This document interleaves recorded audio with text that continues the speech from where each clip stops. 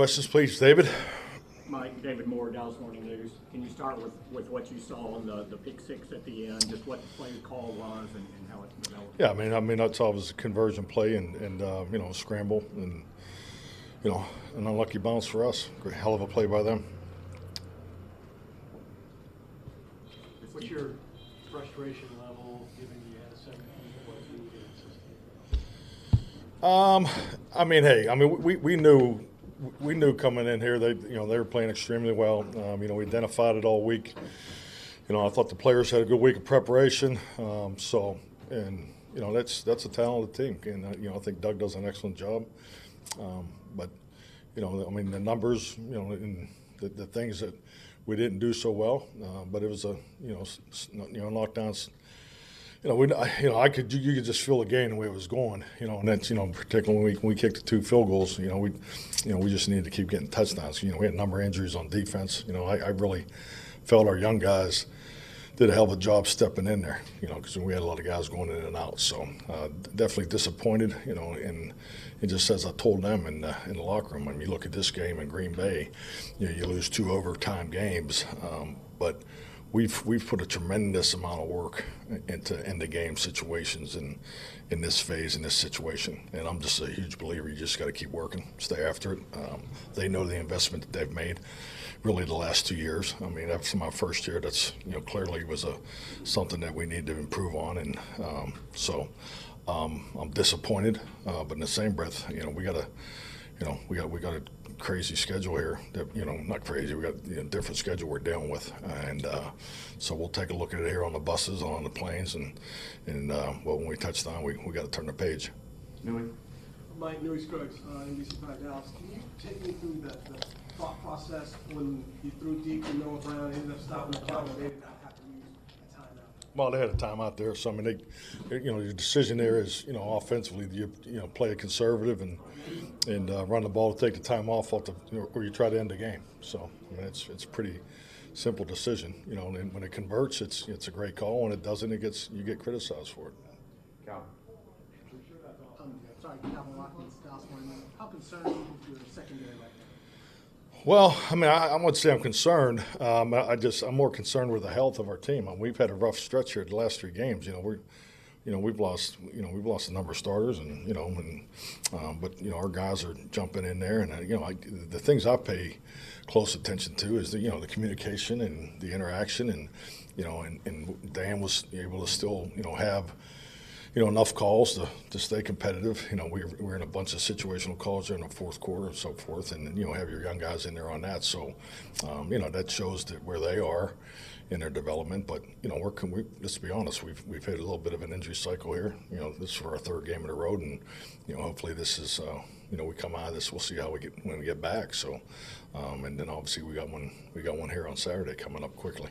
Mike McCarthy, Dallas Morning News. You guys won't be getting any help here at cornerback. Where do you guys go from here at that outside corner in tough defense?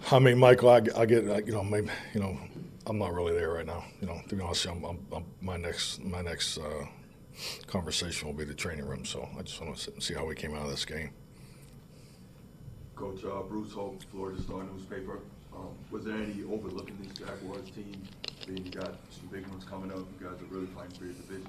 Not at all. I think this is my 29th year in this league. You don't overlook any game. So when we have conversations about don't take the cheese, it's really for the younger players and just to stay focused based on the questions they have to answer that are going to be different than they normally answer. So we spent a lot of time on the film and game plan. Like I said, I thought we had a good week of practice. So, there's an uncommon opponent.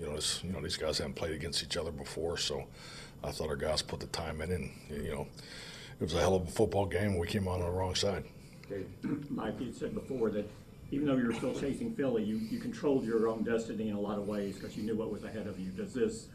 If discouragement at all, is if this one kind of takes that out of your hands now and you got to see, David, I'm not wired that way because I expect to win every day. That's just something that's the way I was as a kid too. So I'm just on to the next one, and I've been at this long enough to know that at the end of 17 games, it sorts itself out, and I've been the 1 seed and been knocked down my ass and, and won it from the 5th seed. So, I mean, like I said, we're not supposed to talk about that till we get to 11 wins, and we're not there yet. So, but we just got to keep our head down, keep working, and, we'll react properly to this. It's a very accountable locker room. I love this, I love this bunch. They do it the right way. So we'll just stay after it, and we'll definitely come out of this. The run defense took a step back today. Yeah. Outside contains some of those perimeter type runs. Is that just the injuries showing up, or do you think that'll regression or something else? Yeah, I just know obviously had some contained challenges, so that'll obviously be a focus, and obviously we have to be on top of it as we get ready for the next one. But yeah, the run defense definitely wasn't what it needed to be today. So before we start talking, how do you explain Dak's rash of interceptions? I know they're all on his fault, but they seem to be coming. Yeah, I think that the thing is, it's you have in the pocket and you have out of the pocket quarterback play, and just it goes this way sometimes. I don't know if he could have played much better in the first half, and actually, you take away 2 throws, and they all count. So I'm not that kind of guy that doesn't count them all. But I thought he played at a really high level today. So. But the two interceptions definitely, factored in the points for Jacksonville. So, we'll just keep working, keep plugging. I'm not going to sit here and just keep diving into it. I get the reason, the question, and all that, but he's trying to do it the right way. That's for sure. Got it. Peters and Tyron, I know you talk about put a deeper dive, but how do you think that today? Well, we had the couple of rotations. There was some playtime, goals that we were trying to hit, and obviously, I think with Tyron, I know when he got going out there, really didn't want to come out, but we just stayed true to that, and I just trying to be smart, trying to listen to the trainers and everybody involved, and return to play and ready to play, and all those variables that we look at. So, but I thought it worked out fine. After that, their back-to-back touchdowns after you had a 27-10 lead, you took Joseph out after that on those next few possessions. Was that because of how he played in that? But in addition to him, do you just think that the injuries on the defensive side of the ball kind of caught up with you as the game went on? Well, I think clearly coming into this, you guys aren't there at that part of practice. We're in different personnel groups and trying to, when you lose an Anthony Brown, the next guy doesn't just go in and play 70 plays. If you have that luxury, that's a great thing. So, we're trying to use everybody. It's that time of year. It's December.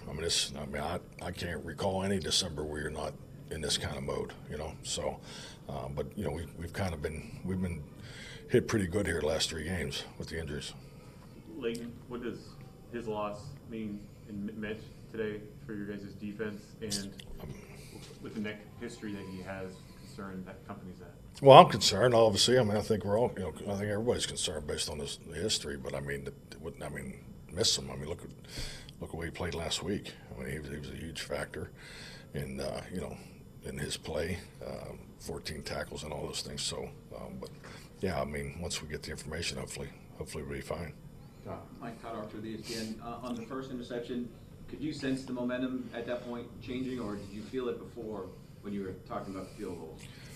Momentum. I coach more to the ebb and flow of the game, and every football game you have there's an ebb and flow to it, and it's never exactly the same. There's moments in the game that are the same that you've experienced before, but I never thought that. For 1 minute that our sideline wasn't totally into the game and that we were not going to win the game. So, but yeah, it's not like if, obviously we celebrate it pretty good when we have a takeaway, but we don't go in the tank when we give one away.